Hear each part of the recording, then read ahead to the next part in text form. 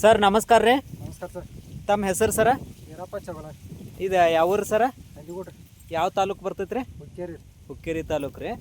ಮತ್ತು ನಾವೊಂದು 15 ದಿವಸ ಹಿಂದೆ ನಿಮಗೆ ಔಷಧ ಕೊಟ್ಟು ಹೋಗಿದ್ದರು, ಆರ್ಗ್ಯಾನಿಕ್ ಆ್ಯಡ್ ಶಾಪ್ ಕಂಪ್ನಿದು ರೀ. ಇದು ನೀವು ಯೂಸ್ ಮಾಡಿದ್ದೀರಿ ಸರ?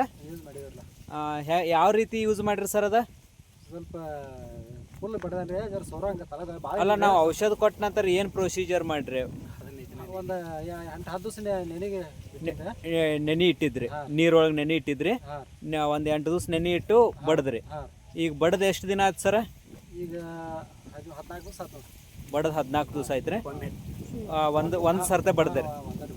ಆ ಬಡದ ನಂತರ ಏನು ನಿಮಗೆ ಚೇಂಜಸ್ ಕಾಣ್ತೀರಿ ಕಬ್ಬೊಳಗೆ?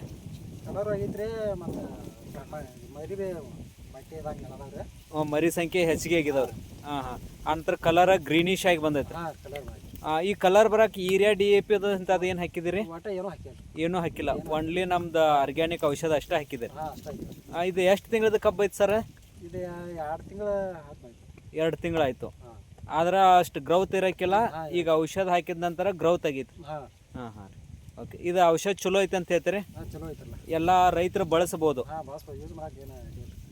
ಖರ್ಚು ಹೆಂಗೆ ಅನಿಸ್ತೈತ್ರಿ? ಖರ್ಚು ಜಾಸ್ತಿ ಐತೆ ಕಡಿಮೆ ಐತ್ರಿ? ಖರ್ಚು ಕಡಿಮೆ ಐತಿ, ಆರಾಮಾಗಿದೆ. ಈಗ ಬರೀ 1 ಡೋಸ್ ಹೊಡೆದಿರಿ, ಇನ್ನೂ 2 ಡೋಸ್ ನೆನೆ ಹಾಕಿದಿರಿ. ಅದನ್ನ ಯಾವಾಗ ಕೊಡ್ತೀರಿ? 2 ದಿವಸದಾಗ ಮತ್ತೆ ಕೊಡ್ತೀರಿ.